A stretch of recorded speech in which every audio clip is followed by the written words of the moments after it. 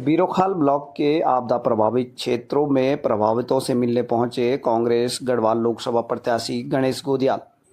कांग्रेस गढ़वाल लोकसभा प्रत्याशी गणेश गोदियाल पंजाब चुनाव को छोड़कर शुक्रवार को बीरोखाल ब्लॉक के आपदा प्रभावित क्षेत्रों का भ्रमण करने मौके पर पहुंचे। उन्होंने वहां पहुंचकर नुकसान का जायजा लिया और लोगों को सरकार के अधिकारियों और मुख्यमंत्री से बात कर मदद पहुंचाने का भरोसा दिया। वहीं बीरोखाल ब्लॉक के कुरजोली, फरसाड़ी और सुकई गांव में बादल फटने से भारी तबाही हुई है, जहां लोगों की कृषि भूमि पूरी तरह बर्बाद हो गई है। वहीं आपदा से बिजली और पानी जैसी मूलभूत सुविधाएं भी ठप हो गई हैं। अब तक गांव में पेयजल आपूर्ति भी बहाल नहीं हो पाई। इस दौरान कांग्रेस नेता गणेश गोदियाल ने कहा कि जिला अधिकारी और मुख्यमंत्री से बात कर लोगों को मदद पहुंचाई जाएगी।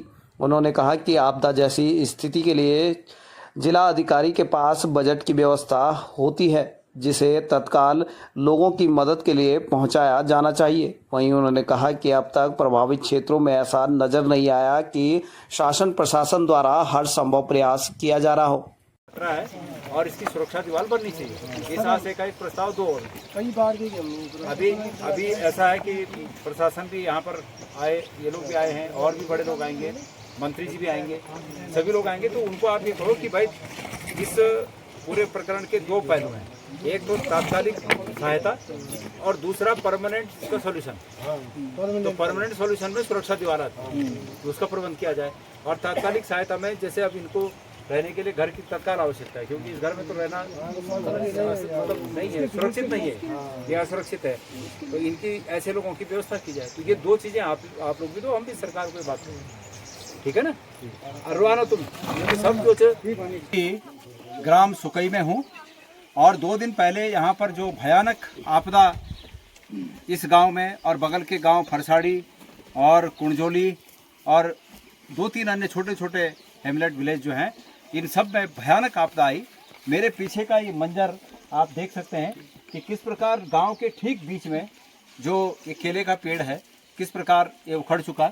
यहाँ पर ये मकान की नींव आप देख रहे होंगे कि वो मकान की नींव कैसे हिल गई। इसी प्रकार पूरे गांव में अलग अलग बाखली में, अलग अलग खोदों में इसी प्रकार का मंजर है। प्राकृतिक आपदा को, ये तो ठीक है प्राकृतिक आपदा है, लेकिन उसके बाद जो सरकारों का काम होता है वो काम कहीं पर यहाँ दिख नहीं रहा है। हमारे प्रदेश में आपदा प्रबंधन विभाग है। अब तक 48 घंटे बीतने के बाद भी इस गांव के साथ साथ अन्य गांव में जहां पर भी ये घटना घटी है, 48 घंटे बीतने के बाद भी कहीं आपदा प्रबंधन का कोई काम यहाँ पर नहीं दिख रहा है। गांव में पानी के लाइनें तमाम टूट गई हैं, लोगों के घरों में मलबा घुसा हुआ है, लोगों के रास्ते टूटे हुए हैं, पुलियाएं टूट गई हैं गदेरों में। लेकिन उसके बाद भी कहीं सरकार का कोई इस प्रकार का काम नहीं दिख रहा है कि सरकार को लगा हो कि इस प्रदेश में आपदा प्रबंधन एक विभाग है और उस विभाग को इस गांव में भेजा जाना चाहिए। अब तक एसडीआरएफ कहाँ है पता नहीं है। अब तक स्थानीय जो जनप्रतिनिधि हैं लोग बता रहे हैं कि वो सब कोई यहाँ पर आने को तैयार नहीं, नदारद है। मैं तत्काल माननीय मुख्यमंत्री जी से ये निवेदन करना चाहता हूँ कि वो संज्ञान दें और संज्ञान लेकर जिला अधिकारी को ये निर्देश दें, उनके निवर्तमान उनके एंड पर कुछ धनराशि की व्यवस्था करें और इन गाँव में तत्काल प्रभाव से जो व्यवस्थाएं खंडित हो गई हैं, पेयजल लाइनें खंडित हो गई हैं, रास्ते टूट गए हैं, लोगों के मकान घरों में मलबा घुसा है, आने जाने लायक नहीं है, इसको तत्काल प्रभाव से इसको क्लियर करने की व्यवस्था करें। मैं सरकार से और खास करके माननीय मुख्यमंत्री जी से यह मांग करता हूँ।